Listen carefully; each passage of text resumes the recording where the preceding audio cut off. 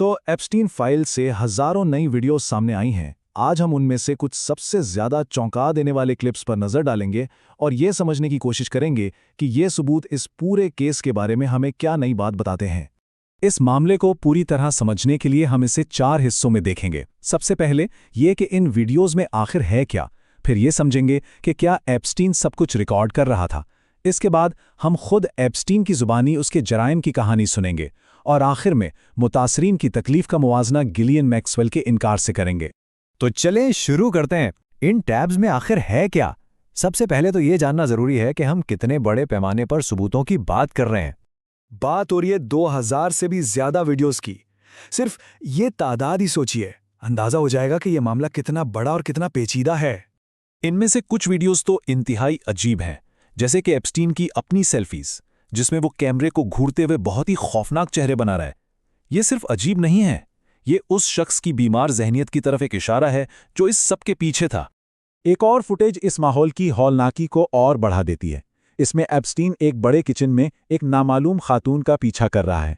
हमें नहीं मालूम कि यह खातून कौन है या उसकी उम्र क्या है, और यही बात इस मंजर को और भी ज्यादा खौफनाक बना देती है।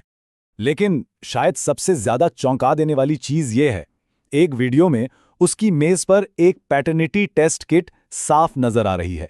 ये सबूत अपने पीछे न जाने कितने ही खौफनाक सवालात छोड़ जाता है। इन वीडियोस का मवाद जितना अजीब है उतना ही परेशान कुन भी है।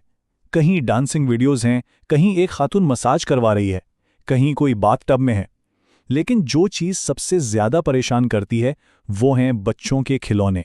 फ्रेम में कुकी मॉन्स्टर और टेडी बियर का नजर आना इस सारे माहौल को इंतहाई मकरू बना देता है।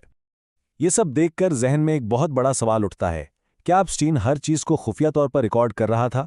ये सवाल हमें टेप्स के मवाद से हटाकर निगरानी के तरीकों और ब्लैकमेलिंग के पुराने नजरियात की तरफ ले जाता है। तो क्या एप्स्टीन वाकई सब कुछ रिकॉर्ड कर रहा था? यहां आकर कहानी और उलझ जाती है, क्योंकि जो सबूत हैं वो आपस में मेल नहीं खाते। देखें, यहाँ एक बहुत बड़ा तजाद है। एक तरफ 2014 में एप्स्टीन खुद ईमेल करके कहता है कि खुफिया कैमरे लगाओ, लेकिन जब 2019 में FBI आती है तो उन्हें उसके घरों के बेडरूम्स जैसी अहम जगहों पर कोई कैमरा ही नहीं मिलता। तो सवाल ये है, क्या वो कैमरे हटा दिए गए थे, या फिर ये जो ब्लैकमेलिंग की थ्योरी है ये इतनी सीधी सादी नहीं है जितनी हम समझ रहे हैं। लेकिन शायद सबसे बड़ा सबूत खुद जेफरी एप्स्टीन की अपनी आवाज़ है। एक लंबा इंटरव्यू जिसका मकसद, हैरानी की बात है, इस दरिंदे को एक इंसान के तौर पर पेश करना था। इंटरव्यू का एक लम्हा है जो सब कुछ साफ कर देता है। जब स्टीव बैनन उसके जुर्म का जिक्र करता है तो एप्स्टीन खुद को टियर 1 प्रेडेटर कहता है, यानी वो अपने आप को सबसे निचले, सबसे कम खतरनाक दर्जे का मुजरिम समझता था। ये उस बात की खौफनाक मिसाल है कि वो अपने बारे में क्या सोचता था।